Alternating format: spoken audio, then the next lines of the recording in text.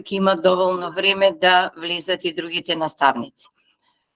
Официјално да го честитаме денешниот ден, 22 април, меѓународниот ден на планетата Земја, и што би сакала првен да ви заблагодарам на сите вас што оваа вечер решивте заедно со овој вебинар да ги заокружиме оние сите активности како една целина, сигурно со што денес ги правевте во вашите училишта или во вашите организации, и тоа не само кај нас го правевме, се правеше насекаде во светот, за да се одбележи 22 април, денот на планетата Земја. Се надевам дека ме слушате, но сигурно во позадина го слушате и титкањето или влезот на колегите. Овој ден се одбележува во светот со разни манифестации, акции, не само во училиштата, туку во сите институции, со цел да се сврти вниманието на јавноста за значењето на зачувувањето на животната средина и да се кои што треба да доведат до промена на еколошката свест. Нема воопшто да набројувам што се ние правиме на училиште за да ја подигнеме еколошката свест.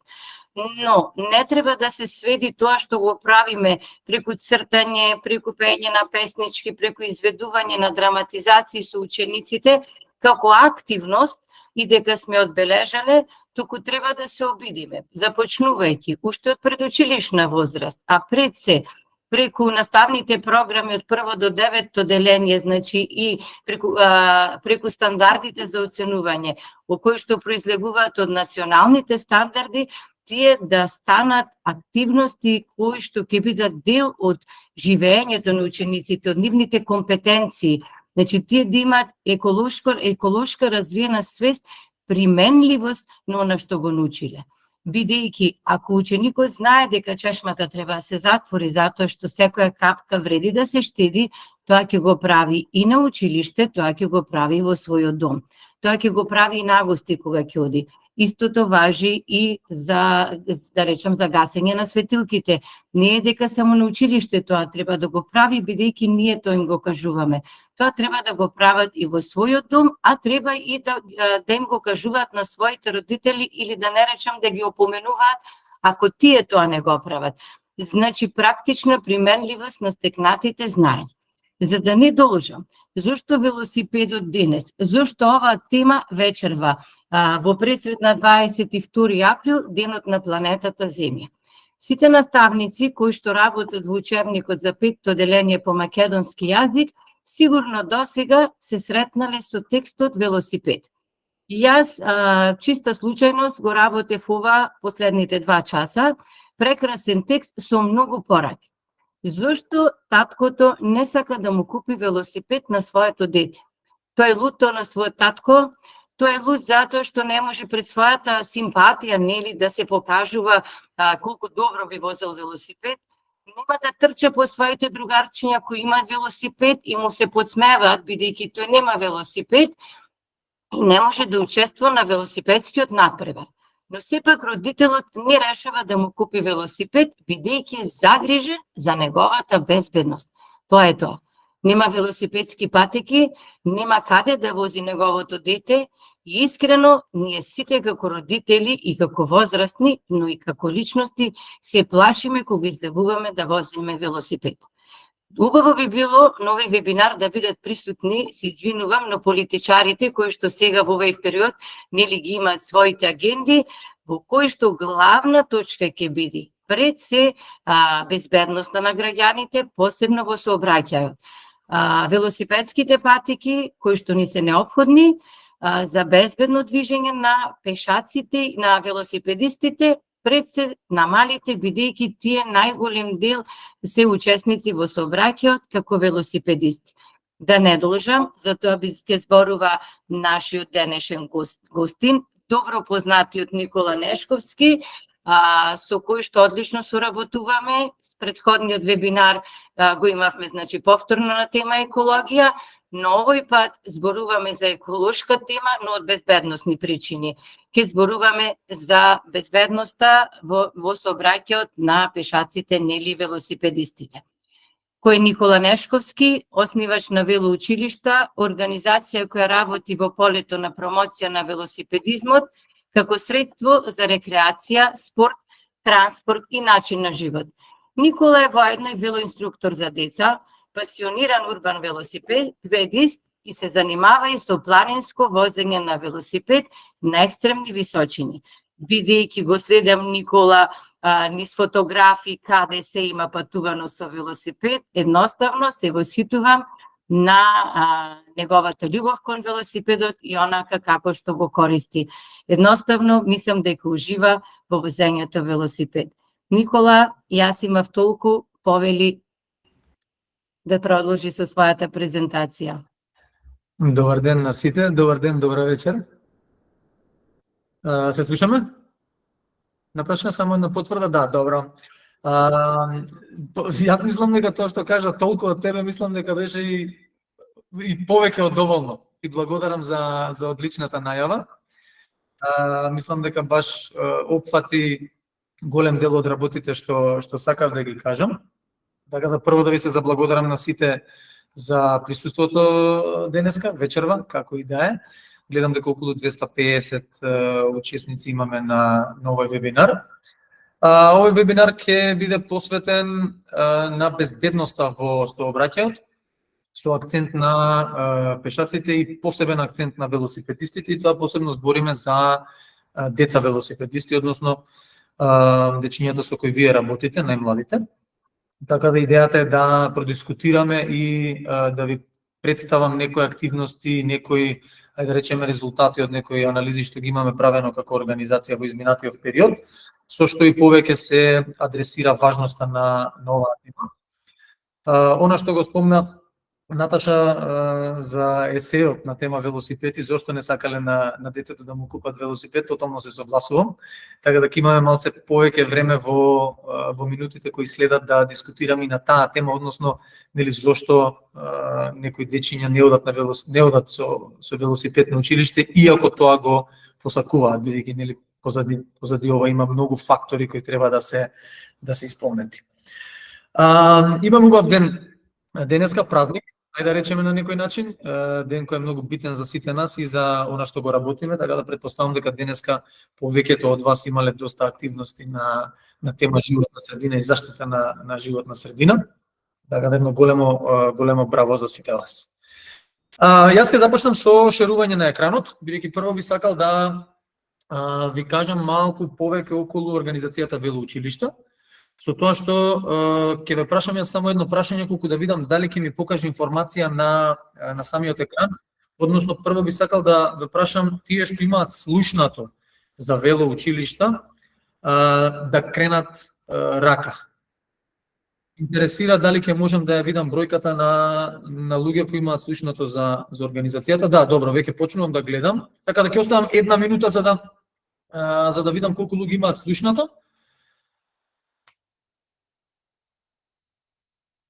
Никола, додека ти гледаш колку има слушнато, јас само да споделам една информација. Во чет ќе споделиме линк да се најавите со име и презиме со кирилична поддршка на форумс, за да можеме да ве имаме во евиденција при изработката на потврдите за присуство. Така да имат доволно време да потврдат за велоучилишта, во меѓувреме да пополнат и формуларот. Добро, јас мислам дека ова е бројката што ја гледам тука. Јас очекував тука да биде околу 20 на 30 на луѓе. Во моментов гледам 28, 29, 30 луѓе што крена рака дека некогаш слушнале за велоучилишта. Сега мислам дека е прав момент ова за да почнам да правам една презентација во поглед на она што го правиме ние.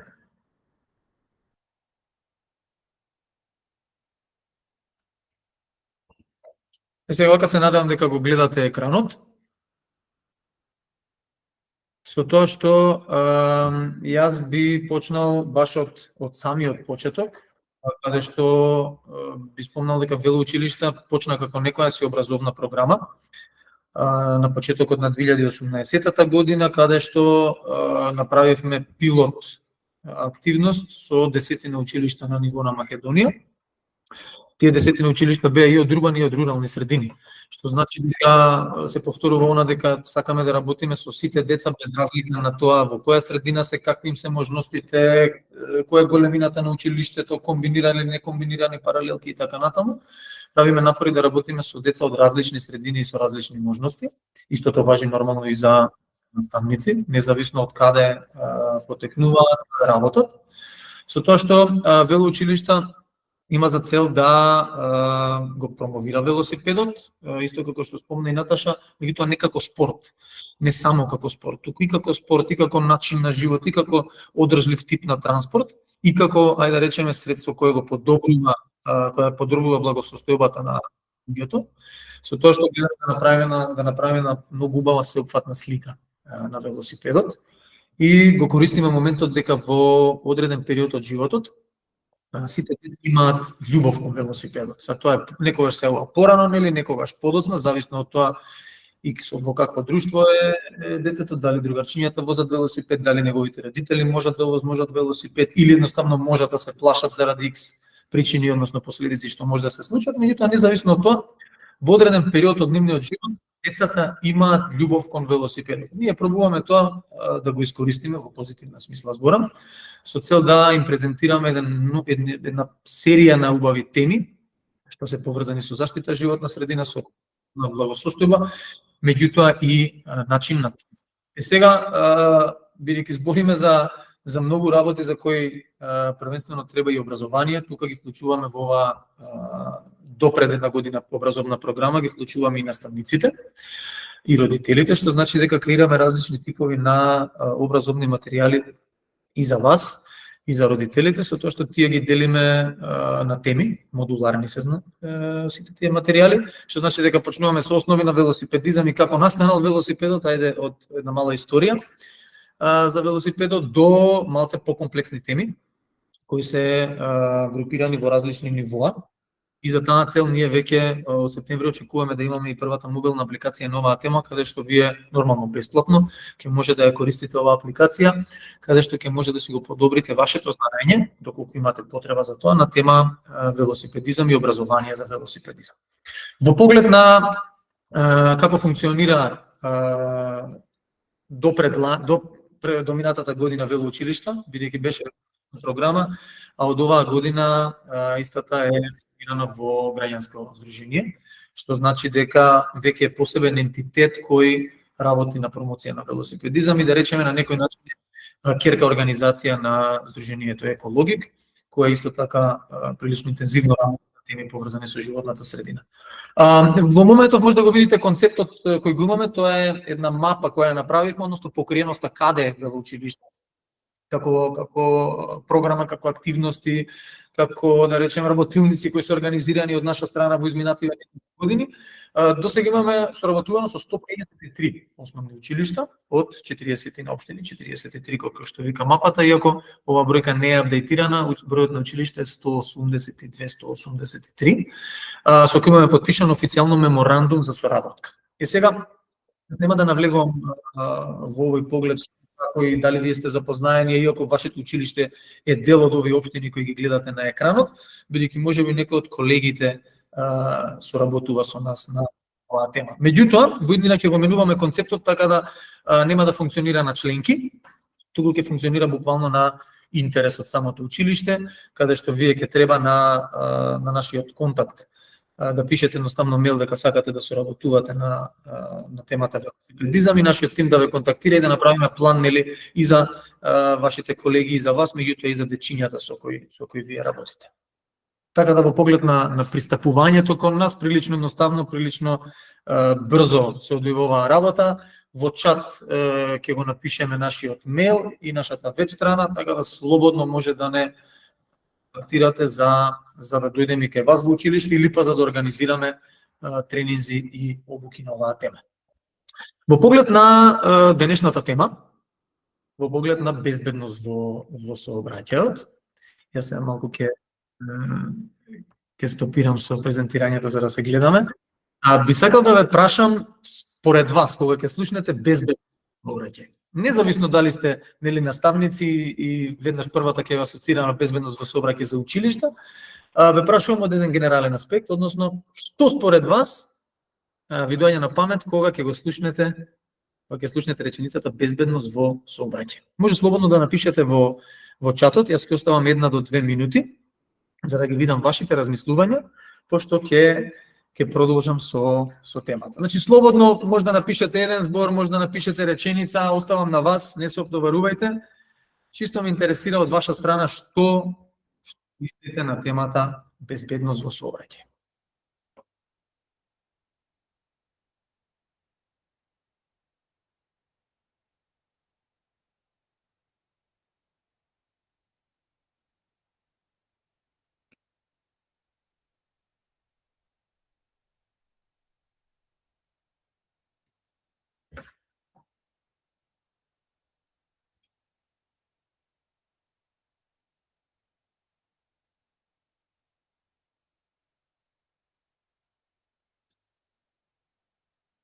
Слободно може да напишете во чатот, бидејќи нема да имаме време за прашања, односно за дискусија сега за време на презентацијата. Слободно може да напишете во чатот со цел да видиме кои се вашите размислувања на оваа тема.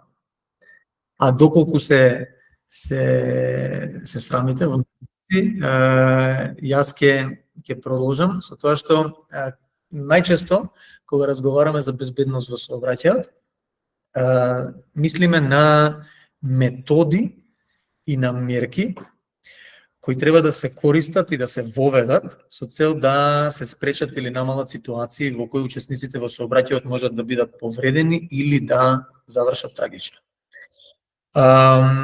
Ова е многу битна реченица кога разговараме за безбедност во сообраќај, бидејќи тие методи и мерки се најразлични и зависат од многу засегнати страни во целава ситуација. Односно, тоа зависи од самата локална самоуправа, тоа зависи од МВР, тоа зависи од родителите, од вас како наставниците и од самите учесници во сообраќајот, вклучувајќи ви вас, но и најмладите,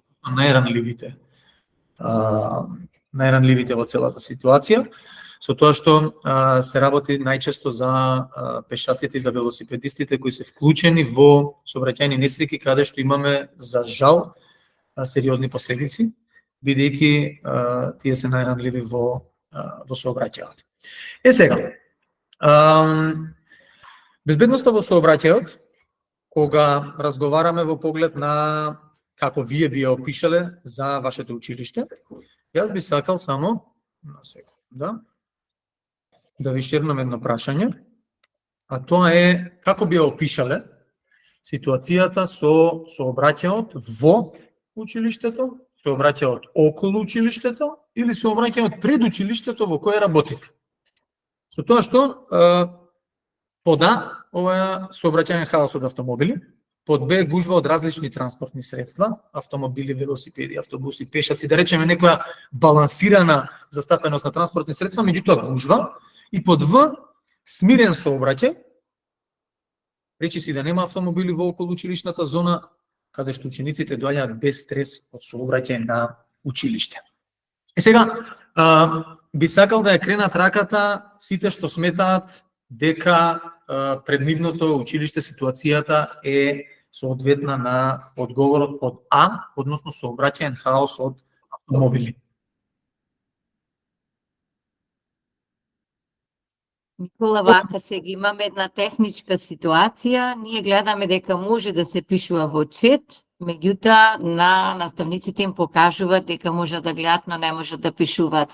Така да сигурно сакаат да запишат одговор, па може би некој со кревање на рака, еден двајца може да одговарат, да повикуваш. Не знам што е проблемот, сметам дека е... Добро. Може некој од тие што креваат рака слободно да го поврзиме и да даде одговор или... Нема проблем. Тогаш јас мислам дека со кревањето на рака би било соодветно. Бидејќи сега би сакал да тие што сметаат дека пред нивното училиште ситуацијата со сообраќајот може да се преведе како сообраќајен хаос предизвикан од автомобили, нека кренат рака.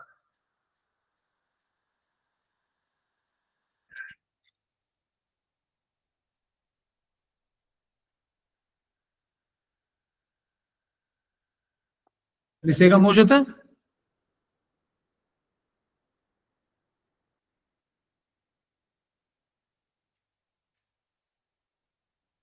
Кој ни е бројката, колега?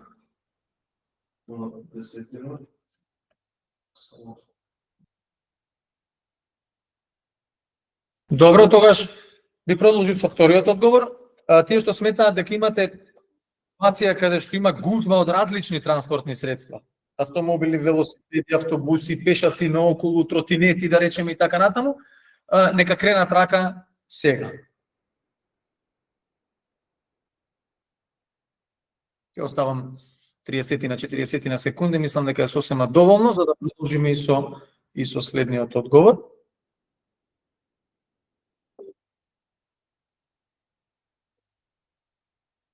Добро, дека сме во ред. Сега би сакал да ве прашам тие што сметате дека имате смирен сообраќај како ситуација со сообраќајот во околу или пред училиштето во кое работите, да кренете рака. Смирен сообраќај значи да речиси да нема автомобили во околу училишната зона и дека гледате дека учениците доаѓаат без стрес, без страв да речеме од сообраќај на училиште.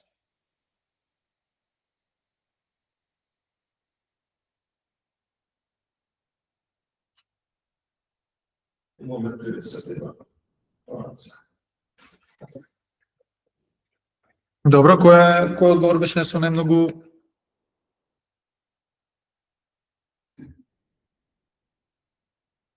Тука негде? Добро. Океј, фала ви на одговорите. Конкретно ќе кажам за во Скопје, бидејќи организацијата ни е базирана во Скопје.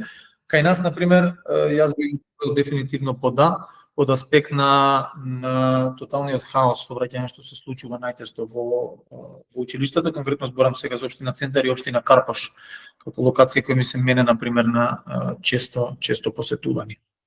Ова ме води кон следното нешто, сакам да ви покажам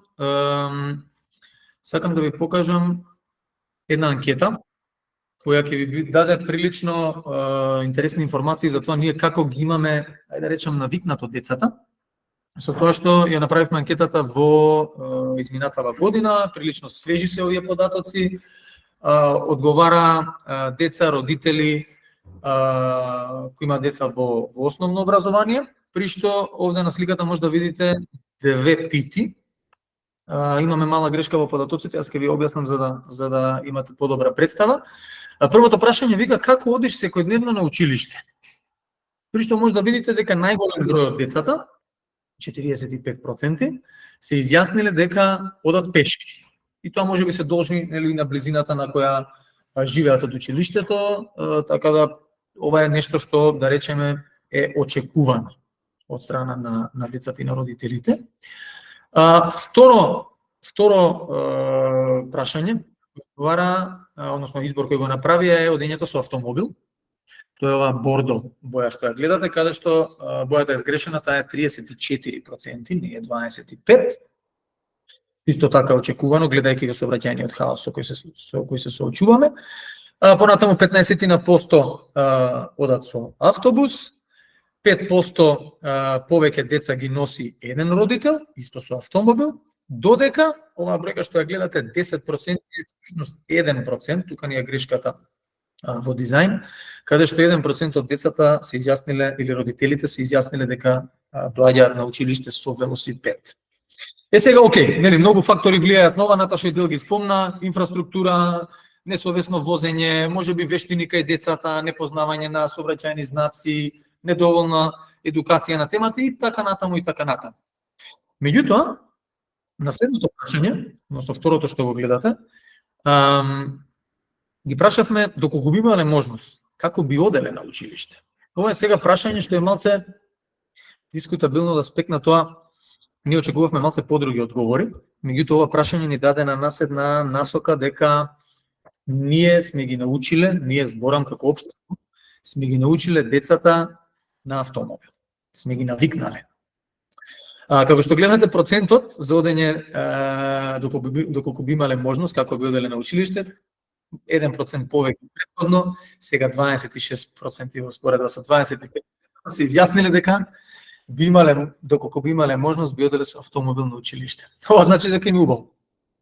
Така да, ова малце не збуни. бидејќи од друга страна па и опадна процентот на одење на училиште пешки. 45% моментално што одат на училиште со пешки, доколку имале можност, овој процент паѓа и доаѓа на 28% од децата и родителите што се изјасниле дека доколку би имале можност би оделе на училиште пешки, што е малце загрижувачки.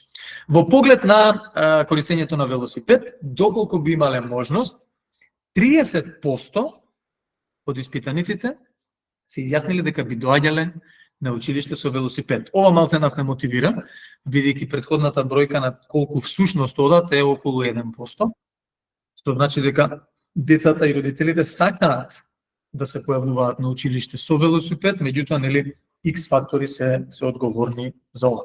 Во поглед на носењето на деца со автомобил, повеќе деца од страна на еден родител, процентот останува ист и дел се изјасниле дека би сакале и да околу 1% дека доколку би имале можност би одели со тротинет на училиште. Се ова е нешто нели што ние како организација од професионален аспект не би го препорачале, меѓутоа да, нели возможно е да одат и со тротинет на училиште. Во поглед во насока фактички на оваа анкета што ви ја спомнав, се и некои податоци што се битни за вас, бидејќи ова го направивме во 19 и во 12 година. Една евалуација на училишта како дел од редовните активности во програмата велоучилишта поврзани со безбедност во сообраќај, со проценка на инфраструктура во и околу училиштата и проценка на безбедноста на сообраќајот во близина на училиштата, каде што добивме многу реални податоци од вас како наставници и ваши колеги, да речеме, меѓутоа нереални податоци од страна на општините, каде што правевме една споредба и тука се многу контрадикторни податоците, при што сметавме дека се веродостојни оние кои се вини од ваша страна, бидејќи вие сте тие кои сте директно присутни во училиштата. Она што е битно, би сакал да го запазам овој процент од 72% наставници кои би сакале да учествуваат во работилници од овие теми: безбедност во сообраќај и велосипедизам. Додека 64% од испитаниците, од наставниците би воделе официјална велосекција. Така да, овие ни се 2% што ние би сакале да се фокусираме на нив и да работиме поинтензивно на темата, баш поради интересот кој го има од ваша страна. Океј. Во поглед на активностите и темите кои би сакал да ви ги представам на денешниот вебинар, јас би сакал да се задржам на неколку од нив, бидејќи ни е многу битно да истите ги поврзуваме со возраста на децата, со содржината, меѓутоа и со стандардите со кои вие работите. Така да и во изминативе денови со Наташа имавме една дискусија во поглед на одредени содржини, во поглед на одредени стандарди. Така да овие активности што денес ќе ви ги презентирам се буквално лесно поврзливи со стандардите со кои работите, што значи дека ви во склад на програмите и предметите со кои се водите. Јас би почнал со една насока во поглед на безбедност во сообраќај, кога се разговара со учениците на оваа тема. Прво нешто што јас би го направил, би ги загреал малце дечињата на оваа тема, односно би разговарал во поглед на тоа што тие сметаат дека сообраќај, што тие сметаат дека е начин на транспорт и што сметаат дека се секојдневни ситуации во истиот, бидејќи тие се активни учесници во сообраќајот. Со тоа што имајте на ум дека некогаш може да се соочите со ситуација каде што некој од дечињата поради одредена ситуација нема да разговара на темата или ќе биде затворено да разговара. Таква ситуација може да е поврзана со можеби сообраќајна несреќа или сообраќајна ситуација која е имало како дел од секојдневниот живот или едноставно се плаши од автомобили или се плаши од велосипеди и така натаму и така натаму. Така да прво осигурајте се да видите дали сите дечиња, односно целото одделение е расположено за дискусија.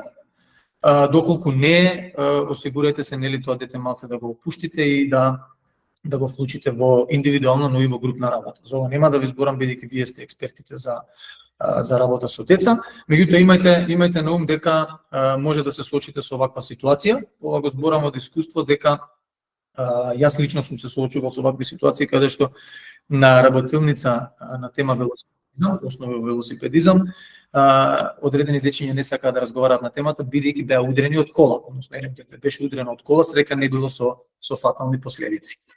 Во поглед на првата активност за денеска, јас таа активност ја имам карактеризирано како слика збор, односно поврзи слика со збор. Мислам дека е прилично едноставна и прилично ефикасна активност за изучување на термини, за вежбање на визуелна меморија и едноставно за поврзување на овие две работи. Каде што ние оваа активност, ќе ви споделам екран.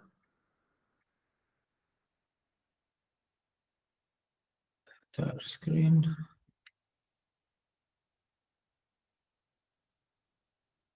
Ние оваа активност ја имаме на страната на велоучилишта во делот велоресурси. Во делот активности имате активности во училница, активности надвор од училница, фактички овде ги имате сите можни активности што ние досега ги имаме креирано и тие се базирани на некои темплети што се поврзани, да речеме, со оние сценарија за час. Така да прилично едноставни документи кои веќе вие ги знаете. Со тоа што за секоја активност имаме опишано вове, цели, методи, стратегии, форми на работа, како се спроведува вежбата, потребни материјали, резултати и време траење, како и рефлексија. Со тоа што конкретно оваа активност што ја гледате на велоучилишта веб страната, се однесува на учење на велосипедски делови, меѓутоа истата може да се модифицира со тоа што јас топло би ви препорачал активноста слика збор да ја поврзете со идентификување и разликување, односно правење разлика кај децата во поглед на што е улица, што е пешачки премин, што е велосипедска патека, што представува тротоар и така натаму. Фактички сите оние елементи кои се битни да ги знае секој што учествува во сообраќајот, децата секој ден се вклучени во сообраќајот и од друга страна да ги научат на овој начин преку слика и збор типовите на превозни средства.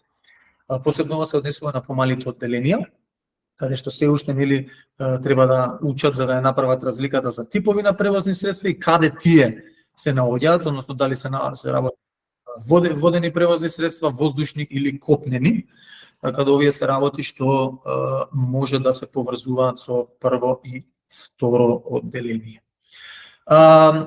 Овие активности се отприлика во време траење, наша препорака е од околу 15 до 20 минути, каде што буквално се започнува со учење на сите елементи кои не окружуваат и оние што се фиксни елементи, збориме нели улица, премин, тротоар, патека и така натаму, меѓутоа оние што се подвижни, како различните типови на транспорт и која е нивната улога на самата улица. Ова мене ме води кон креирањето, односно покажувањето на мапи за децата. Мислам дека ова го гледате доволно добро, но ќе пробам малце да го зумирам, ако можам. Мислам дека толку е максимумот. Добро се гледа или не, дрази? Може да... Само ќе пробаме друга мапа да ви најдам.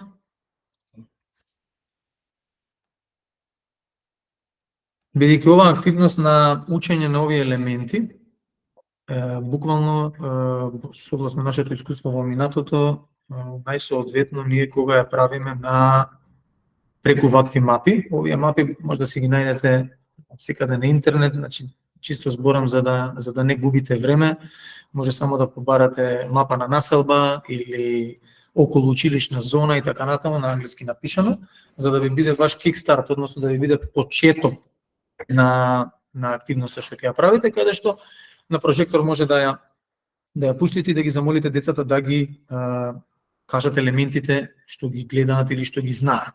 После тоа најпаметно е да се развие една дискусија во поглед на тоа кој елемент од самата мапа за што служи, која е неговата улога во сообраќајот и колку знаат фактички да видите на оваа тема. Откога ќе завршите оваа активност, јас се селам веќе и на втората активност која сакам да ви ја представам, а тоа е мапа на опасност. Фактички Фактички мапата на опасност е активност која можете да ја реализирате буквално на овој лист хартија кој го гледате во моментов, со тоа што доколку имате време, јас топло би ви препорачал да самите деца пробаат да нацртаат мапа на опасност, што значи дека вие би ги замолиле учениците да ги идентификуваат потенцијалните ризици или опасности со кои тие се соочуваат на патот од дома, од точка А, до училиште, точка Б. Со тоа што овде од ваша страна би било потребно да ги насочувате во поглед на оние елементи кои, ајде да речеме, може да ги заборават или според нив не представуваат реална опасност или реален ризик, а всушност се.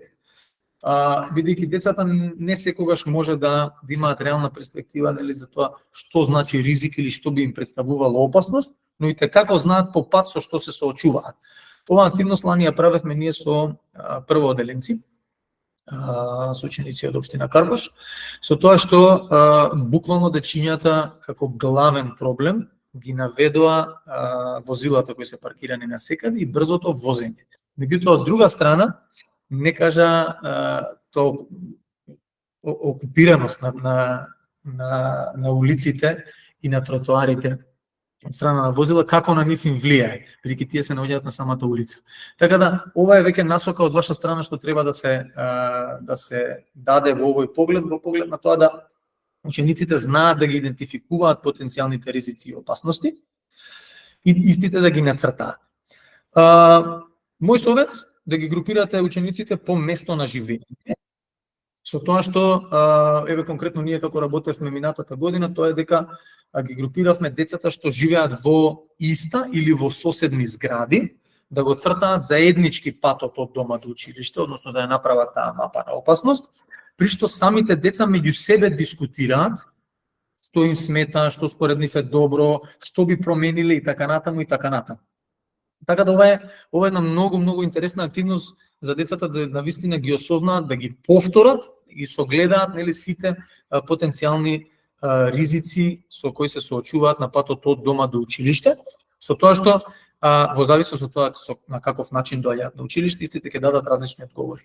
Најчесто, например, децата што доаѓаат со автомобил на училиште нема да дадат некои посериозни ризици или проблеми, додека другите што дадат пешки или многу мал процент што дадат со велосипед и како ќе посочат одредени работи со кои се соочуваат, предизвици, да речеме, со кои се соочуваат на патот од дома до училиште. Таа мапа на активност, како мапа на опасност, мапа на ризик, исто така може да ја најдете на страната на велоучилишта со детално објаснување што и како, нели, треба да направите, при што ова е многу едноставна активност од аспект на потребни материјали, ви треба буквално молив и лист хартија, или ако сакате да е покреативно, нели, нека си ги користат и самите боички. Во поглед на некоја на дополнување за оваа активност, мапа на опасност, ја представуваме активноста безбедна активност, односно идентификување на безбедна сцена. Надоврзување веднаш после активноста мапа на опасност и како интересна активност кога веќе ќе ги идентификуваме сите тие проблеми и сите тие можни ризици, секој ученик индивидуално би требало да добие задача да нацрта безбедносна сцена за возење велосипед или одење пешки. Со тоа што тие треба самите да ви кажат каде, на која локација и со кои пропратни елементи, нели, придружни елементи се соочуваат и се осеќаат најбезбедни. Од оваа активност вие ќе добиете уште повеќе дополнителна представа за тоа кои се предизвиците на децата и каде тие се чувствуваат најбезбедни, со цел, нели, да знаеме како треба во иднина да им го дизајнираме патот на децата од училиште, односно од дома до училиште, и едноставно како да ги дизајнираме околу училишните зони. Околу училишните зони, инаку, ќе ви споделам јас линкови после оваа презентација, околу училишните зони и нивното планирање од безбеден начин, еколошки начин и начин каде што имаме најголема ефикасност и најмалку страф на учесниците во сообраќај да се движат, еден познат концепт низ Европа што се нарекува school streets, односно училишни улици. Ние како организација веќе сме дел од таа мрежа и набрзо очекуваме да започнеме и официјални активности како дел од таа мрежа. Тоа е мрежа каде што се промовираат безбедни училишни зони и буквално се почнува од баш улиците кои го обиколуваат училиштето и се оди круг по круг, нели, се расширува територијата каде што се планираат активности вклучувајќи инфраструктура за побезбедно движење на најранливите групи на учесници во сообраќајот. Пак ќе повторам, најранливите и од аспект на пешаци и велосипедисти, меѓутоа во нашиот случај збориме за дечињата. Така да тоа е во поглед на втората активност, мапа на опасност комбинирана со додаток активност на безбедна сцена. Доколку имате можност, најдобро е според мене да ги комбинирате овие две активности за да направите една споредба и навистина да видите каде детето се осеќа најбезбедно, каде се чувства најбезбедно и да продолжите дискусијата во таа тема. Наша пракса е секогаш како дел од активностите кои ги реализираме, на крај да ги завршиме со дискусија, пошто ќе знаеме малку подобро за сите страни на децата. Активност 3 за денеска.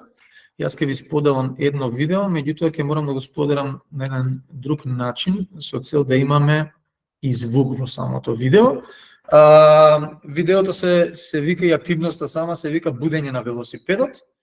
Идејата на видеото е да се промовира и се представува кај децата на почеток, зборам почеток, кај луѓе што не возат редовно и преку зимата велосипеди, а тоа е поголемиот дел од популацијата, односно во пролет, да се промовира возењето на велосипед, пешачењето, едноставно излегување од дома. И затоа активно се нарековме будење на велосипедот, бидејќи по подолго време самите велосипеди си бараат одредени активности, да речеме, некои минимални зафати, мини сервиси, ајде да ги речеме на тој начин, каде што после подолго време на стоење на велосипедот во подрум или во гаража, истиот има одредени недостатоци. Сега оваа активност има за цел да ни даде малце една подруга перспектива што треба направиме кога ќе го видиме велосипедот во таква состојба, на што треба да обрнеме внимание со цел да ја зголемиме безбедноста кога се вози тој велосипед. Ова е многу битен аспект што сакав да ви го кажам и најчестите дефекти со кои може да учиме. Во поглед на деловите, проверката и најчестите дефекти, ова ви е активност што дефинитивно вие во склад со техничко образование, при што тука се поврзува со стандардот на децата да знаат да ги наведат составните делови на велосипедот и нивната функција и најчистите дефекти, со тоа што треба да дадат и објаснување нели како тие да се отстранат. Јас ќе ви го пуштам сега видеото од неколку минути, пошто би сакал јас да ви ја направам на велосипедот позади мене кој го гледате, да ви ја направам најосновната вежба за проверка на велосипед со цел да осигураме одредена безбедност на улицата, тоа е М проверка. Почнуваме со видеото.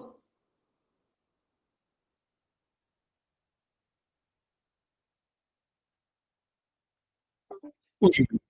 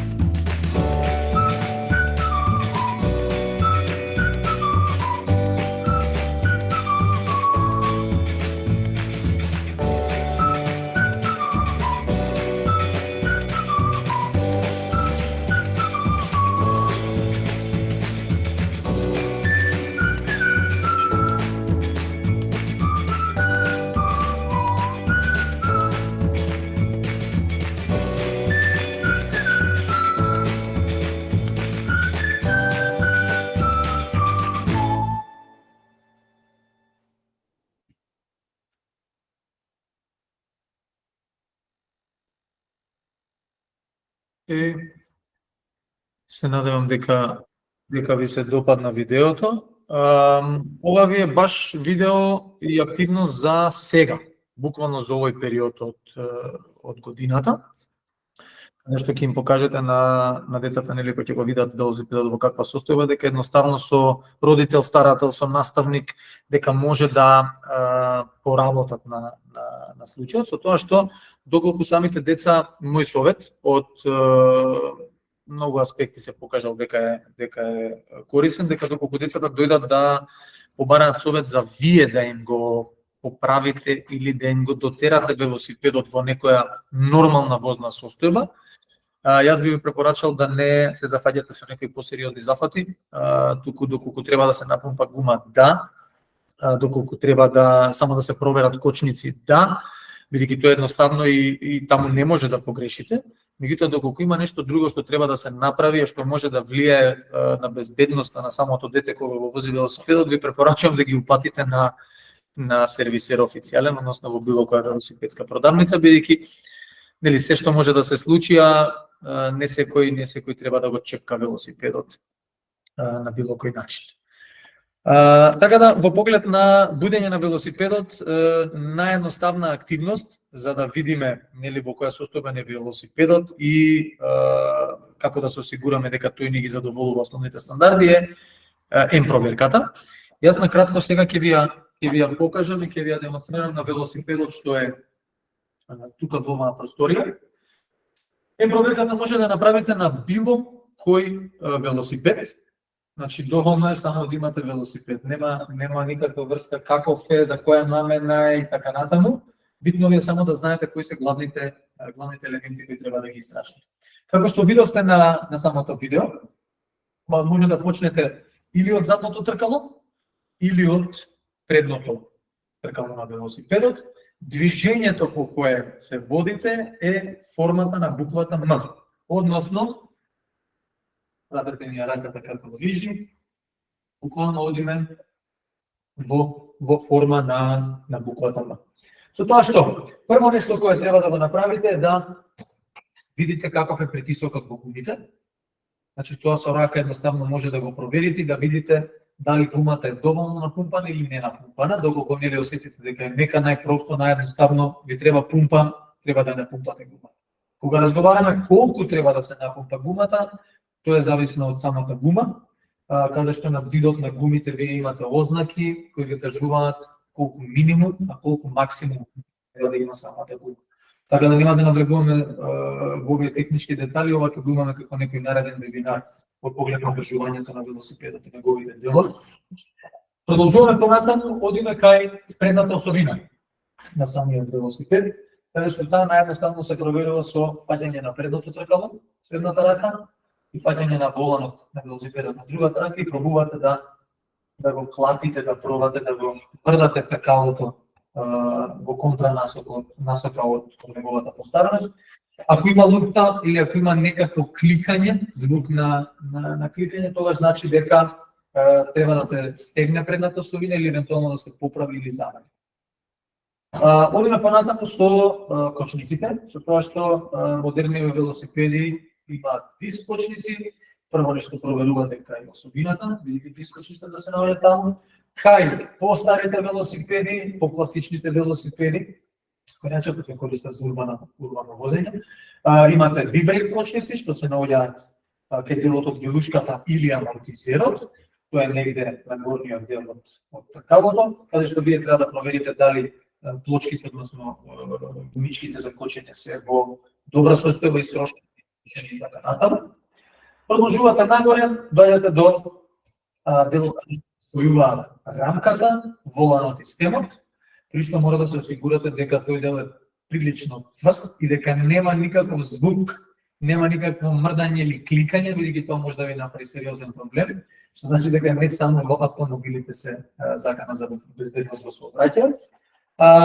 Оваа проверка се врши со тоа што ги стискате двете кочници на велосипедот и пробувате да го мрдате напред-назад. Доколку осетите дека има луфта, тогаш е време да го отнесете велосипедот на поправка, доколку не знаете сами да го поправите. кај децата советот секогаш да го однесат во официјална велопродавница. Потоа се симнуваме надолу, како што ни буквата М, каде што проверуваме преносот во каква состојба е, односно прво гледаме визуелно дали има некакви оштетувања, искривени запци, искршени запци на преносот. Доколку се е во ред, проверуваме дали имаме луфта кај средната особина, односно со нагазување на педалата и стискање на задната кочница, нагазуваме со ногата прилично силно, значи не се плашете, нема да пукне велосипедот. Доколку има луфта, пак правилото е да се носи велосипедот кај првогласен велосервисер. Понатаму нагоре проверуваме дали и каква е позицијата на седиштето. За ова ние имаме посебни лекции на самата веб страна, каде што разговараме за висината и поставеноста на седиштето.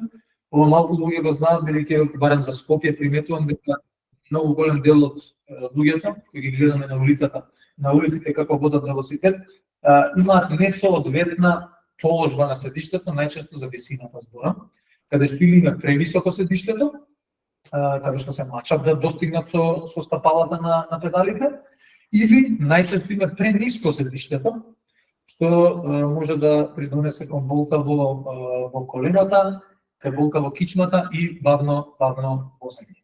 Така да, посебно видео имаме на оваа тема за подесување на седиштето, ова исто аспект кога се разговара за безбедност во сообраќајот, при што кога работите со дечиња, бидејќи вие работите со најмладите, овде има една обратна филозофија за возрастните, ако што е можно повисоко до одреден степен, за да ногата добро функционира или да имате сила да работите на педалите, кај децата е малце обратно, со тоа што колку е детето помало и да речеме е почетник во возење на велосипед, кога учи или кога само што научило да вози велосипед, кога ќе седне на точакот, детето треба да допира со стапалата на полот. Тоа значи дека му е посигурно кога ќе застане, тоа значи дека му е посигурно кога ќе тргне. Непредвидени ситуации се случуваат, тие се се уште несигурни учесници во сообраќај. Така да, во поглед на тоа, имаме посебни вебинари како да ги подесите децата, висината на седиштето во поглед на нивното знаење и моментални вештини. Потоа одиме надолу, кај што исто, доколку имате вибрек кочници, тие ќе се наоѓаат назад, над задното тркало, прикачени на рамката, и проверувате исто дали се во добра состојба, доколку имате диск кочници, проверувате кај шепата и кај дискот што се наоѓаат долу кај задната особина.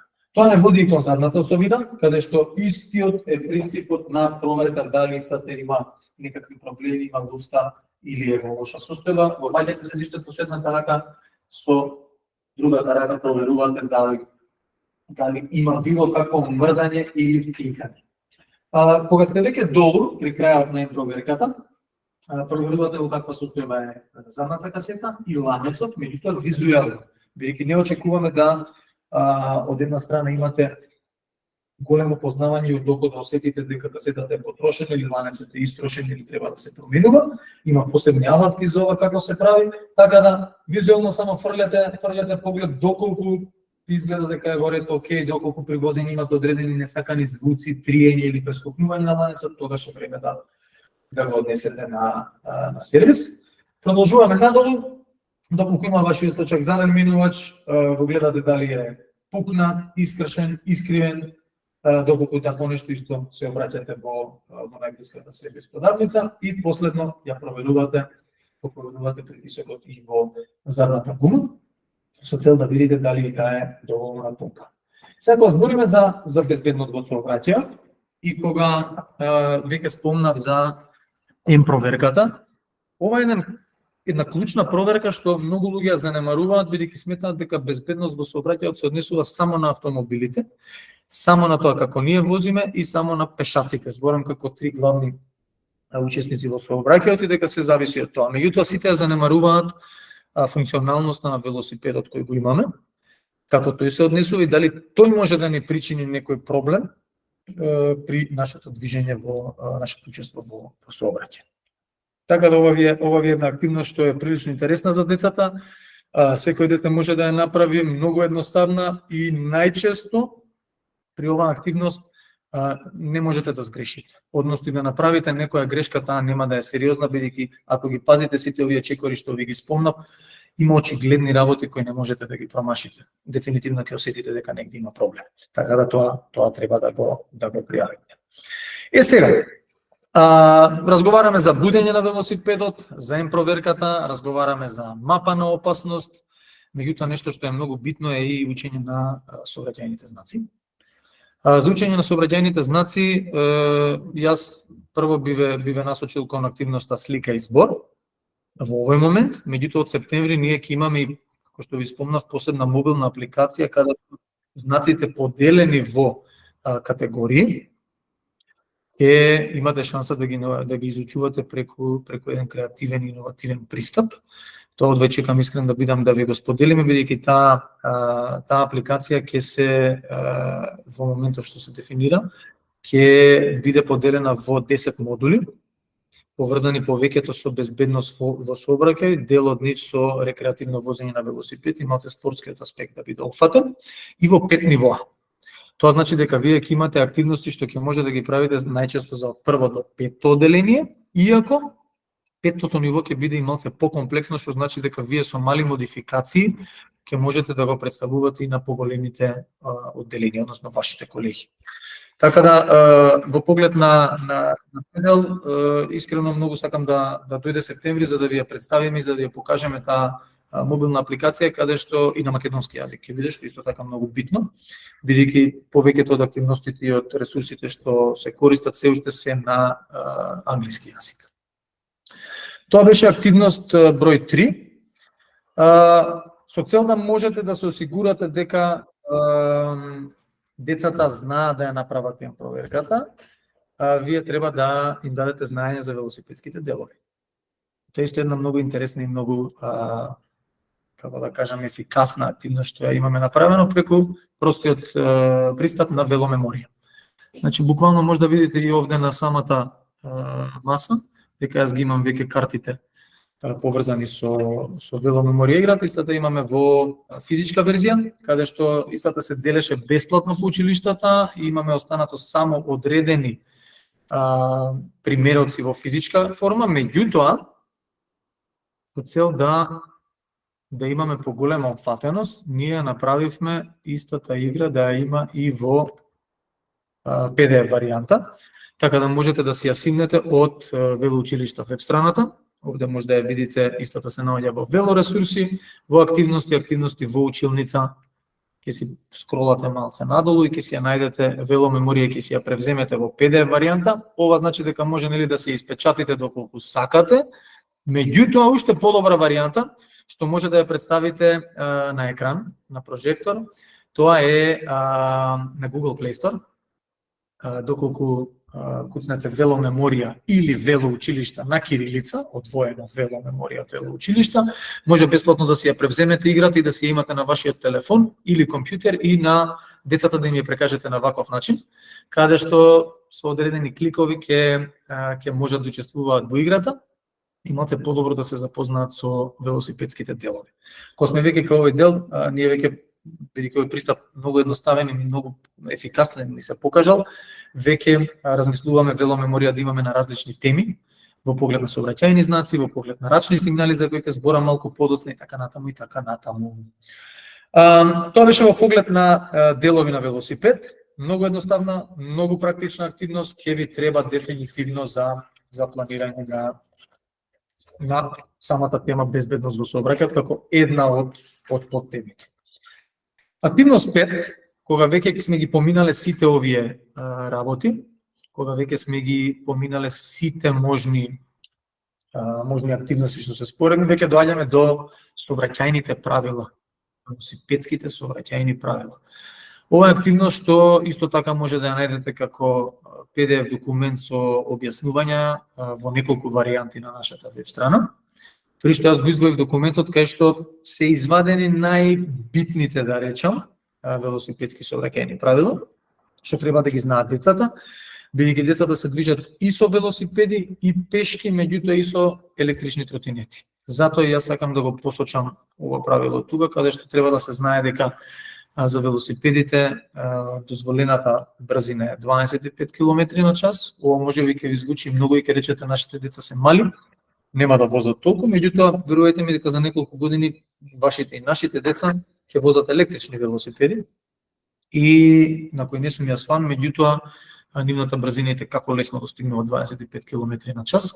Така да ова е добро да се знае кога веќе дискутираме со децата, бидејќи можеби некој родител има велосипед од таков тип, па ќе го даде на детето за на училиште или за прошетка и така натаму и така натаму. Истото се однесува и на електричните тротинети. Други сообраќајни правила кои е добро да ги продискутирате со децата е тоа дека прво нешто на кое треба да се обрне внимание е дека мора да се осигураат дека се видени. Тоа е многу битен момент во самото движење со велосипед или движењето пешки, е дека мора да се осигураме кога сме на клучни точки, како пешачки премини, како негде кај што преминуваме улица, кај што нема пешачки премина, мора да поминеме улица. Тоа се најчесто оние малски, односно уличките во населбите, дека ние мора да се осигураме дека доколку доаѓа велосипед, друг мотор или автомобил, дека не гледа. Значи, тоа е на eye contact, односно погледот со очи, ние мора да се осигураме дека не гледаат, бидејќи ние не сме во стандардното размислување, во стандардната реалност на овие учесници во сообраќајот. Имаше некои истражување на оваа тема и секоја година се провлекува горе-долу истото, дека возачите на автомобили, односно нивниот мозок, функционира на начин што ги игнорира учесниците во сообраќајот типот на велосипед или пешак. Што значи дека кога тие влегуваат од мала во голема уличка или од мала во мала уличка или излегуваат од истата, тие бараат возило. Кога гледаат лево десно, тие се фокусираат на друго возило, не се фокусираат на доаѓањето на пешак или доаѓањето на велосипед. Така да ова е многу битна активност што треба да се земе во предвид и за ова може да направите посебна активност каде што вие ќе симулирате во училишниот двор, активност каде што дел од децата ќе бидат автомобили, дел од децата ќе бидат велосипедисти или пешаци и ќе буквално со креди на едноставниот пристап, со креди ќе нацртате споредна уличка, главна уличка, раскрсница, кружен тек, пешачки премини така натаму, каде што ќе им доделите одредени улоги на децата и ќе има role playing, односно самите деца ќе се внесат во улогата на различни учесници на сообраќајот со цел да го искусат размислувањето на сите учесници во сообраќајот, бидејќи на оваа возраста на децата со кои работите, а тоа нели најчесто се дечињата од 6 до 10 години, барем луѓето што сте тука, тие многу малку перцепираат во поглед на овој дел каква е сега улогата на автомобилот, па дали во автомобилот ќе ги види, па дали ќе проценат далечина, оддалеченост од нив до автомобилот, нели брзина и така натаму, што се најголемите проблеми при правење на проценка дали некој може да помине улица или не може да помине улица. Така да ова е една многу интересна активност во училишниот двор, што може да ја правите со буквално креда и само учениците од вашето одделение. Во поглед на други битни велосипедски сообраќајни правила, јас би рекол обележувањето на велосипедот, при што конкретно на овој велосипед овде, може да приметите, фалат скоро сите можни средства за обележување, со цел да биде човекот што го вози овој велосипед виден. Односно, согласно закон, ова е пропишано во самиот закон во Македонија, закон за безбедност на патиштата, безбедност во сообраќајот, дека велосипедот со цел да биде учесник во сообраќајот треба да биде обележан, односно да ги има следните материјали. Тоа е предно бело светло, задно црвено светло и катадиоптри, односно познати како мачкини очи, и на задното тркало и на предното тркало. Предност е доколку има мачкини очи, односно катадиоптри на самите педали, и најчесто велосипедите од продавница, кога ќе се купат како нови, доаѓаат со овие ресурси. Така да имате во предвид дека колку и да ви звучи занемарливо, овие работи мора да ги имаат децата кога возат велосипед или вие кога им давате пример на истите. Сега, да се навратам на оној дел кога ви кажете кој велосипед ги нема овие средства. Овој велосипед се користи само и само за на планина и буквално нема движење со него во урбана средина. Конкретно зборам за овој велосипед што е тука, што значи дека на него освен предното светло за ноќно возење на планина, реално и не му е потребно ништо, бидејќи нема никаков контакт со автомобили, други учесници во сообраќај и така натаму. Зборам конкретно и за денски услови. Во поглед на другите битни велосипедски сообраќајни правила, нешто што е многу битно е движењето на самите учесници во сообраќајот, поготово зборам за велосипедистите, каде што доколку дечињата ви доаѓаат или некој приметите или ги мотивирате да дојдат на училиште со велосипед, многу битен момент е доколку се групирани. А тоа најчесто би се случило, нели, доколку родителите се согласат да ги пуштат на училиште со велосипед, да биде тоа со другарчето што живее дали во влезот, дали во соседната куќа или во едноставно во населбата. Тоа да ги приметите дека децата ќе возат најчесто еден до друг. И тука може да настане голем проблем. Бидејќи не знаеме прво дали има велосипедска лента или велосипедска патека, после ќе ви покажаме на фотографија, би сакал да го знам вашето мислење, или дали возат на некоја мала споредна уличка, каде што имаме голема фреквенција на сообраќај, баш во оние часови, кога децата доаѓаат или се оставаат на училиште со автомобилите на родителите, или кога се земаат од училиште.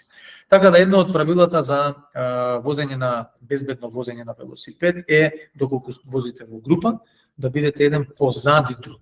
Дечињата да бидат еден позади друг. Колку и да им звучи тоа чудно и да не можат баш да си прават муабет и да си кажуваат нели различни ситуации и смешки на патот до училиштето, ова е нешто што мора да се почитува, бидејќи не сите возила ќе можат адекватно да ги престигнат на тесна улица. Дополнителна работа е кога немаме велосипедска патека, нити велосипедска лента по коловозот кога се движиме, тогаш треба да бидеме што поблиску до десниот наш раб, односно до тротоарот, да речеме на самата улица, бидејќи така ќе го намалиме просторот што го зафаќаме на улицата, едноставно колите побезбедно ќе не поминат. Кога сме веќе кај тоа поминување, по некои правила и прописи, автомобилите би требало да не поминуваат со растојание од 1,5 метар од нашата лева страна. Што значи дека кога автомобилот поминува треба да остави доволно простор за во случај нели велосипедистот дали има дупка пред него, дали едноставно се замислил нешто, дали било каква ситуација се случила, кога треба со воланот да измрда лево или десно, во овој случај лево, да не биде удрен од самиот автомобил. Така да тоа се правила и прописи што важат за моторните возила, меѓутоа не сите ги почитуваат. И затоа секогаш на децата им кажуваме дека треба да возат еден позади друг, или кога сме сами, нели, тоа да е што е можно повеќе поблиску кон десниот раб на коловозот. Сега, имам едно прашање кон вас, бидејќи сакав да знам дали знаете која е разликата помеѓу велосипедска лента и велосипедска патека. Така да, имаме една фотографија овде, каде што јасно се гледа нели дека имаме некаков знак со велосипед, некакво одвојување со некои столпчиња, улица, автомобил, паркче и така натаму. Сега, што гледате на фотографијата подолу? Прво нека кренат рака тие што сметаат дека гледаат велосипедска лента.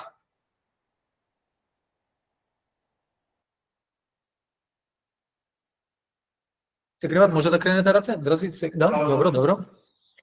Ќе оставам уште 10 на 15 секунди, значи доколку гледате велосипедска лента, кренете рака на платформата.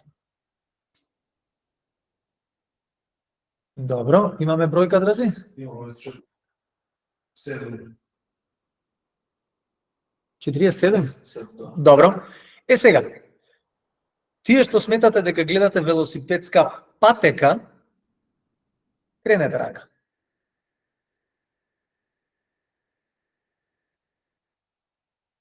Воспротивно ќе мора да го рачунаме, да го сметаме бројот на тие од претходниот пат што не крена рака.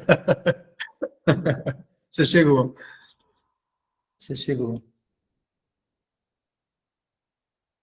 Која ни е бројката?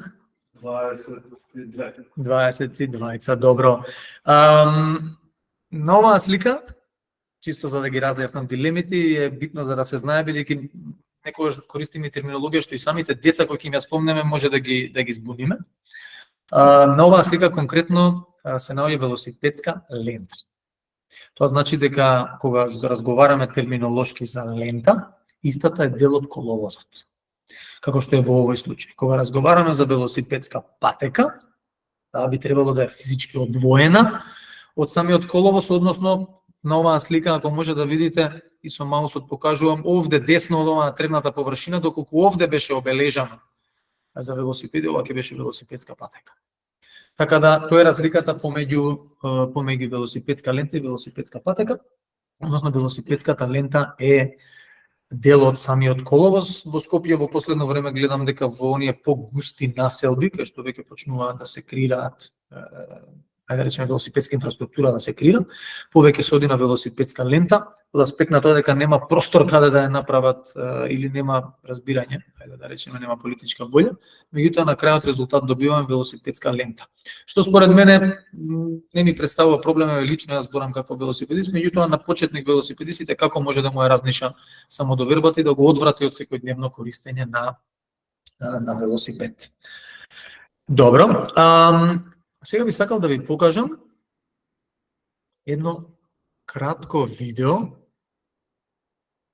на тема безбедност во сообраќај од аспект на само стоп шеринг, бидејќи морам на друг начин да го шерувам видеото. Безбедност во сообраќај од аспект на дистракција, што самите си ја правиме, а што се повеќе ја гледаме кај децата, можеби малце поголемите од децата со кои вие работите, меѓутоа користењето на мобилни телефони и слушалки е нешто што и tekako представува проблеми кои зависи само и само од нас. Како би си ја зголемиме безбедноста во сообраќај, бидејќи овде не зависи од автомобилот што вози до нас или контра нас, не зависи од другите пешаци, другите велосипедисти, него едноставно од нашиот фокус и внимание додека сме активни учесници во сообраќајот. Така да ќе ви покажам едно кратко видео за што се може да се случи во поглед на користење на слушалки, телефони додека возиме велосипед. The beauty of cycling, feeling the wind, hearing the world around you, and being one with the road.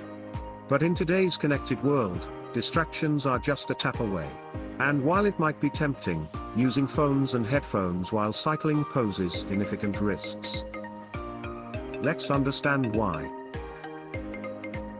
First, distractions. Checking a message, changing a song, or even just glancing at a notification can divert your attention.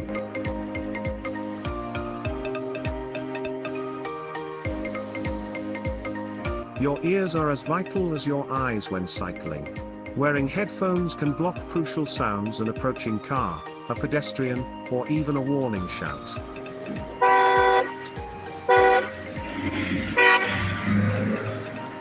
So, what's the safe way to stay connected? If you need navigation, use a mount. It keeps your hands free and the route in sight.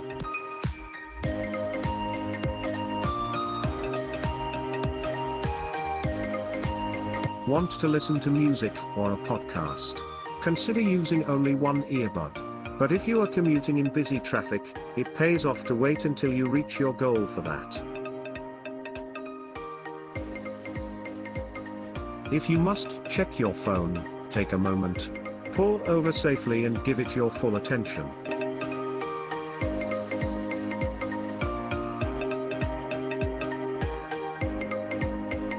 Cycling is not just about the destination but the journey.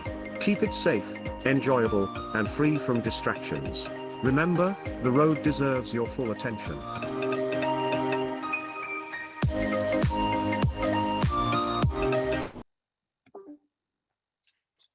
Тоа беше видео од дел од еден наш веќе завршен проект. Имаме околу 20 на вакви кратки минути и пол видеа со теми поврзани со безбедност во сообраќај, одржување на велосипед, некои правила за почнување со возење со велосипед, нели, правење на самодоверба, олеснување на движење од точка А до точка Б и така натаму и така натаму. Ова беше дел од партнерите од Турција. Како што можете да видите, знакот стоп беше со буквите ДУР.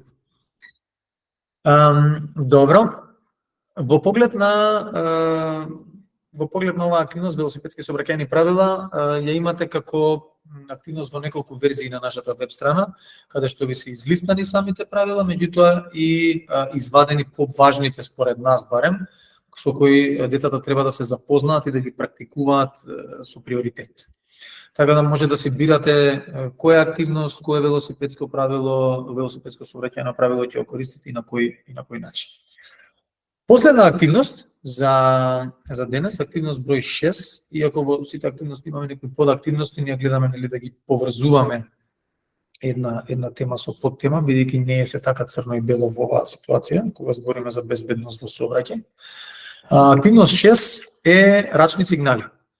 Односно секој што би сакал да се вклучи во сообраќај од аспект на возење велосипед, па и пешак, затоа ќе поразговараме малку подоцна, треба да ги знае рачните сигнали, односно кога разговараме за возење велосипед, ние немаме жмигавци таму. Ние немаме црвено светло да трепка кога кочиме. Ние немаме нели долги, кратки светла и така натаму, па да даваме знаци што ќе се случи, дали нешто ни пресекло пат, па ние мора да дадеме знак да закочиме, да се тргнеме на страна или слично. Затоа користиме раци во оваа ситуација и паралелно на рацете, ова морам пак да го повторам како дел од претходна активност, а тоа е да мора да се осигурате да бидете видени. Односно секогаш кога разговараме со дечињата, eye contact, значи очи со очи, контактот мора да го имаат со другите учесници во сообраќајот. Независно дали е тоа кога даваме знак за некое наше движење или застанување или слично, или едноставно треба да му кажеме на некој да не почека. Значи очи со очи мора да имате контакт. Само мала дигресија за тие што кренавте раци, ако може само да пишете во чатот, за да може да ви одговориме или да одговорам на прашањата. Нема чат, да, сега колегата ме потсети. Ајде да довршам со оваа активност, па ќе направиме кратка сесија за прашање и одговори. Јас тотално заборавив, извинете ме, дека чатот некако не функционира. Независно, да продолжам со активноста. Рачни сигнали, ние имаме многу начини како ја правиме оваа активност, со тоа што јас ќе ви ја представам, само морам пак шер да направам. Во живо колку е поедноставно, ама се надам дека ќе имаме и прилика да работиме и на тој начин. Претпоставам повеќето од вас ја знаат играта Simon Says, односно Симе кажува, ние така ја преведовме на македонски. Тоа е игра што е нели прилично интересна, каде што имаме еден модератор и кажува одредени активности што треба да ги направи групата и така натаму и така натаму. Овде имаме и линкови до играта. Ево овде ќе ви го болдирам овој дел, така да кога ќе отидете на нашата страна за оваа активност, можете и да си го кликнете линкот и да ги видите правилата на таа добро позната светска игра Simon Says, каде што низ играта ние ги учиме најчестите рачни сигнали, со цел на децата да им дадеме до знаење како треба да се однесуваат кога сакаат да направат промена од нивното, нормално да речеме, праволиниско движење со одредена брзина. Постојат различни знаци, како што може да видите и од самата фотографија. Имаме знак за свртување лево, каде што прилично е јасно, прилично едноставно како е движењето на раката, испружувате левата рака, давате знак дека одите во лево. Свртување во десно, нели логика, десната рака испружувате и вртите десно. Меѓутоа има некои луѓе што имаат проблем да го држат воланот на велосипедот со левата рака. Зборам за деснаците. Тоа значи дека тие мора да го држат воланот со десната рака со цел да си гарантираат безбедност и добро движење на самиот велосипед. Во тој случај, како што може да видите, ја креваат левата рака овие луѓе, со тоа што од лактот нагоре во вертикална позиција, каде што кажувате дека ќе вртите десно. После го имате нели обратното движење, одсвртувањето десно, обратното движење надолу раката под 90 степени, тоа е стоп или застанување. И веќе долните 4 знаци, односно рачни сигнали, се рачни сигнали каде што ви имате движење со самата рака. При што аз би сакал тие и да ви ги покажам, да речеме малце на подруг начин, со цел да имате представа какво е тоа движење. Со тоа што претпоставам дека може сега да ме видите кога разговараме за забавување, че може да ме видите сите како го правите овој. Буквално како да тапкате топка на назад. Значи тоа му дава до знаење на автомобилот или на другиот велосипедист или пешак дека сакате да застанете. Давање предност, може да знаете логиката исто како што прават и возачите на автомобили, со раката давате сигнал дека нели може да ве помине тој што е позади вас, независно дали се работи за автомобил, се работи за велосипедист или мотор. И последните два, односно опасност од дупки на патот и опасност на патот. Ова се рачни сигнали каде што вие мора да покажете, односно да речеме да го испружите прстот, начин или дланката во насока кон дупката, односно ако имаме дупка лева или десна страна, зависи, вие треба јасно да покажете на тој што е позади вас со мрдање на раката дека таму има нешто на кое треба да пази. Со тоа што ова се погодило како пракса, не зборам само кај нас, туку зборам во светски рамки, се погодило како пракса дека кога ќе дадете таков сигнал на давање предност, на застанување, на покажување на дупка, дека тој што е позади вас и да не ги знае рачните сигнали, веќе му се пали алармот во главата дека нешто се случува и треба да биде внимателен. Така да ова се прилично битни работи што треба да ги знаеме кога сме активни учесници во сообраќајот, поготово од аспект на велосипедизам, односно велосипедисти, бидејќи ние сме една од најранливите групи во сообраќајот. Јас тука би застанал. Може да направиме на кратка сесија за неколку прашања и неколку одговори доколку ги имате, пошто би сакал да го вклучам мојот колега Драган Тодоровски да ви представи линк, односно да ви представи 3 курсеви, онлайн курсеви, што самите може да си ги посетите во ваш ритам, односно не сте обврзани тоа да го направите, да ги положите во 2 минути, 5 минути и така натаму, туку да си ги положите во ваш ритам. Се однесуваат на теми поврзани со велосипедизам и заштита на животна средина, односно циркуларност, циркуларна економија, рециклирање, реупотреба на стари велосипеди, реупотреба на велосипедски делови и така натаму. Ама пред да го поканам Драган, би сакал да имаме буквално кратка сесија, 5 до 10 минути, доколку имате некои прашања или доколку имате некои активности што сакате да ги продискутираме. Ако некој има прашање, слободно нека крене рака. Прашање може да се постават во Q&A. Во Q&A? Да, activities. Наташа Тодоровска веќе пишала. Извини, Наташа, не те видов. Вашите прашања може да ги поставите во делот Q&A. Добро. Никола, некој креваше рака, ако сакате ќе ги пуштиме да се обратат, но јас во меѓувреме би сакала, дур беше темата објаснувањето овие од твоја страна, да кажам 2 активности што ги имам реализирано. Сега што ја кажуваше активноста со символите, значи со движењата со раце, нели никош не ги знаев овие активности, кога те контактирав бидејќи сакав да работам работилница со родители и ученици, ги презедав овие фотографии, ги крокнав и ги направив посебни, значи секоја сликичка посебно. Родителите беа прашани дали ги знаат символите, децата ги покажуваат, значи преку движења, родителите не ги знаеа, дел од нас искрено, нели забавување, забрзување, покажување на дупка, значи ги кажам од практични активности, но ги симулиравме во библиотеката.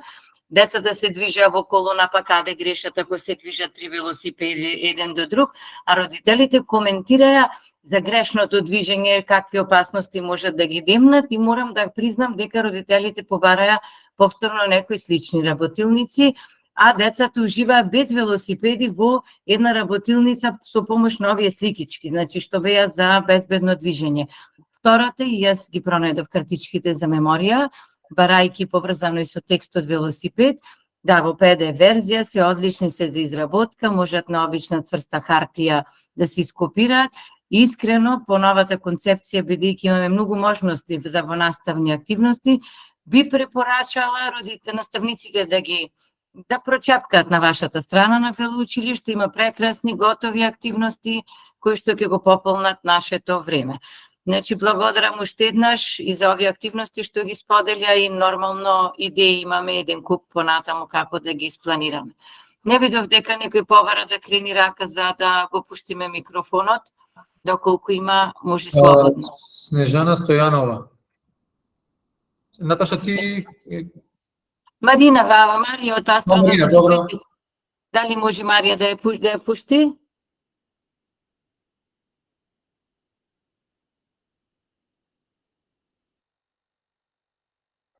Сега да. Да, се слушам. Така.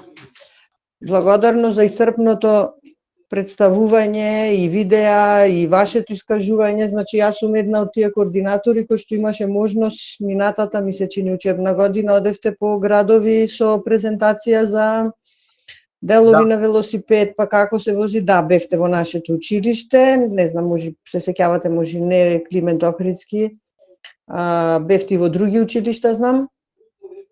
Низ Битола, децата стварно беа воодушевени. Исто и денес, например, има дел од колегите од нашето училиште за одбележување на Денот на планетата Земја, ред активности од вашите понудени активности, затоа што јас како координатор уште во петокот им пуштив линк, и кој сака, реков, од овие понудени активности нешто да си изреализира, па видов преслики извадоа на страната на Facebook на училиштето со сигналите каде што децата покажуваат низ училница лево, десно, нели, вртење, па давање предност и така натаму. Така да исто јас како и Наташа препорачувам да се користат, затоа што стварно се и готови, не треба нешто многу да се мисли, па сега како опис на активност или не знам што. Убаво е да има повратна информација, како што и во самите активности имате наведено. Јас имам уште со минатата генерација повеќе пати реализирано од вашите активности, исто имам и пуштено на вашата страна Facebook, на мејл ми се чини, така требаше да се достави. И така да јас сум задоволна, гледам, не знам колку, јас искрено на неколку пати се исклучив затоа што имав некои други разговори, меѓутоа не знам колку спомнавте дека, например, кај мене на мејлот, пошто сум јас регистрирана кај вас од училиштето како представник, има стигнато за 3 модули. Да, тоа е тоа Снежана што сега баш после 5 минути ќе го објасни мојот колега, тоа е добра форма на добра содржина за вас што ќе ви користи во формирање на едни лекции. Да, има и за родители имате, што може да им се понуди на родителите. Мислам, добро е, тоа вие ќе си го кажете, благодарност од моја страна е велично исто. Супер. Толку од мене. Фала. Да, чисто ова е што го спомна и Снежана, меѓутоа и еве јас само да се надоврзам. Без разлика каков тип на активности ќе се изберете, дали ќе бидат од нашата страна, дали ќе бидат активности сега што ги спомнав, и дали ќе бидат можеби активности од таа мобилна апликација што ќе испадне за следната учебна година 24-25. Така се дизајнирани да вие фактички кога ќе ги гледате стандардите кои ви се за работа, вие можете лесно да се споите било која активност да биде комплементарна со нив. Така да многу едноставно, без ресурси, збориме сега за одредени активности, ви треба лист хартија и пенкало, за други активности ви треба, да речеме, креда, и можеби, еве ние што користиме, бидејќи ова е, иако сум јас лично многу против пластика, например, што направивме ние, кога правиме едукација за сообраќајните знаци, јас ги пластифициравме овие знаци. Меѓутоа ги пластифициравме бидејќи вака може да ги користиме со години. Значи, лист хартија испечатено во боја, пластифицирано од двете страни, имате сообраќајен знак што е од од двете страни и може да ги користите буквално со генерации. Така да не ви требаат некои посебни ресурси за да може да реализирате активности кои ќе ги споите дали по општество, дали по техничко образование, нели физичко може сега тука и како лесно да се спои така натаму, така да многу едноставно, многу ефективно, а на крајот ќе имаме, барем според мене, многу помалку со тек на време, многу помалку и жртви, меѓутоа и учесници во сообраќајни несреќи. За жал, јас само би сакал да го спомнам ова, на почетокот може би требаше, ама и да ќе го спомнам и сега, од Европа, целата ја зборам, не само Европска унија членките, само ние и нашата соседна Бугарија имаме раст на бројот на жртви во сообраќајот. Сите други имаат или стагнација или намалување, ние имаме раст. Така да многу е битно да се посвети внимание на тоа како ги едуцираме ние и самите учесници ранлививе групи, зборам за пешаци и велосипедисти, поготово децата, меѓутоа од друга страна и како ги едуцираме од другата страна, и да речеме во наводници ќе кажам посилните, оние што се позади воланот. Така да многу битно е да разговарате со родителите на оваа тема, со учениците на оваа тема и што е можно повеќе да имаме активности со цел децава нели да можат да идентификуваат, да препознаваат сообраќајни знаци, да препознаваат и да практикуваат сообраќајни правила и да знаат како да се однесуваат во сообраќајот, бидејќи тие не се свесни дека се активни учесници во сообраќај. Едноставно тие тргнуваат од дома и одат на училиште, така? Или поминуваат улица кога ќе помине топката, или поминуваат улица на црвено и така натаму. Ова се работи што треба да се дискутираат буквално на редовна основа. Од моја страна, јас би затворил за сега, само би кажал дека здравје натаму може да се договориме и со ЗОН и со вас да предложиме одредени теми, па вие и сами да се изберете одредена тема што вас ќе ви се најде најмногу во училиштата или во училниците и надвор од нив, бидејќи што и да ви текне поврзано со сообраќај и со транспорт и со начин на живот и благосостојба и така натаму, или велосипедот да е вклучен, ние може да направиме прилично убава активност која ќе ви користи за во иднина. Сега би сакал само на кратко да го поканам колегата Драган. Јас ќе вклучам, бидејќи ова може да го најдете. Ова е многу интересна активност што може да ја правите со децата, не дека не можете. Ова е активност во поглед на екологија, заштита на животна средина и велосипедизам, каде што само секунда, кај нас на веб страната ќе отидете во велоресурси. Ќе отидете само еден момент, ќе отидете во едукативни програми, ќе отидете во курсеви, за наставници и едукатори. Меѓутоа ова слободно може да го препорачате и на родители. Нема зијано темата, нели, да научат за одржлив и циркуларен велосипедизам, основни поправки на велосипед и безбедност и реупотреба на велосипедот. Така да, Драган повели накратко само за да не ги држиме луѓето, да ви објасни колегата за што станува збор. Ало, Никола. Добро вечер на сите. Тренингот може да прочитате тука накратко за описот за модулите. Се содржи од 3 модули. Се извинувам, презентацијата уште стои. Не е сменето, ако ни презентирате. Ајде да сега? Сега да, ми се чини како да учествувате сега да. Добро, одлично. Значи, велоресурси, само момент, едукативни програми, курсеви за наставници, ресайклинг тренинг. Тука може да го најдете на нашата веб страна на велоучилиште. Има краток опис, кога ќе одите на како да учествувате, ве носи на овој прозорец, каде што треба да направите акаунт, сметка. Во интерес на времето, јас ќе искористам мојата сметка.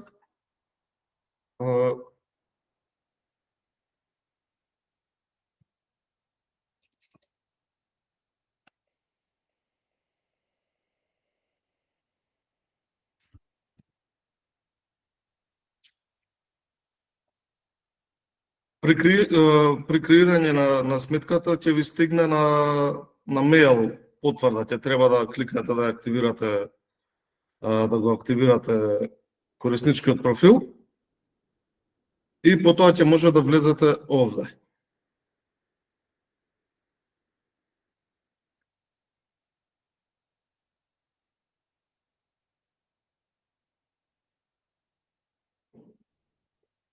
Вака изгледа панелот на кој се наоѓаат трите модули. Јас го имам завршено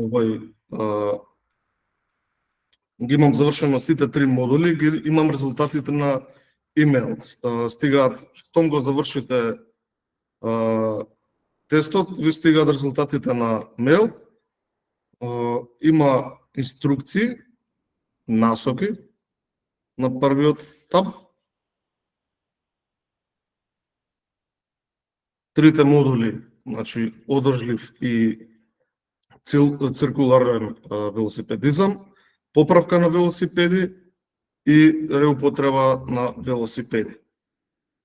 Секој модул е составен од предтест, лекција и финален тест.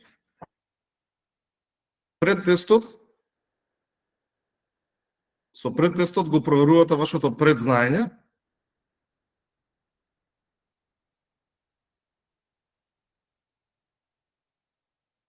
потоа на лекцијата, на модулот, имате да одберете македонски јазик и од кого ќе проследите лекцијата,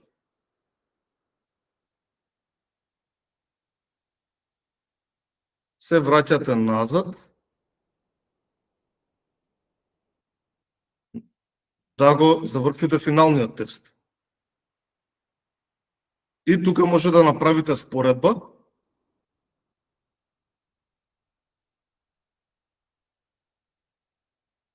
колку имате научено, колку е разликата од предтестот. Еве, кај мене стои дека сум имал 8,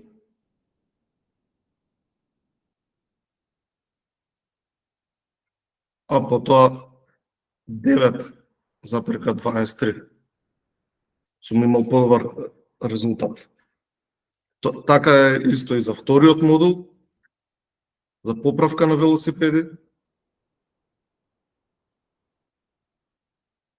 На предтестот ги одговарате прашањата, потоа ја отварате лекцијата,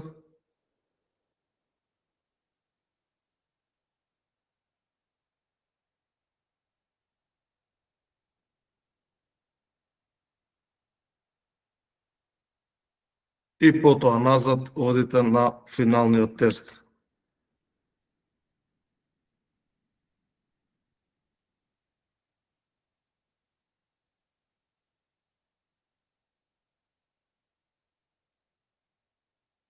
Назад, кога ќе се вратите на курсот, ви стои овој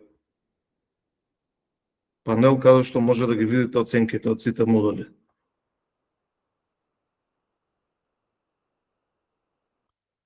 Тоа е од мене. Фала многу.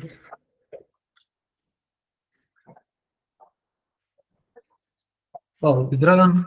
Да не должиме многу, ќе ви ги препратиме повторно како линкови до Zoom, ќе ги препратиме, па може да ги споделат со вас, и може и на Facebook групата што има на Zoom да ги препратиме, бидејќи ние сме членови таму, така да можете да си ги искликате овие курсеви и да си споредите едноставно како би било знаењето пред поменување на курсевите и по завршување на истите.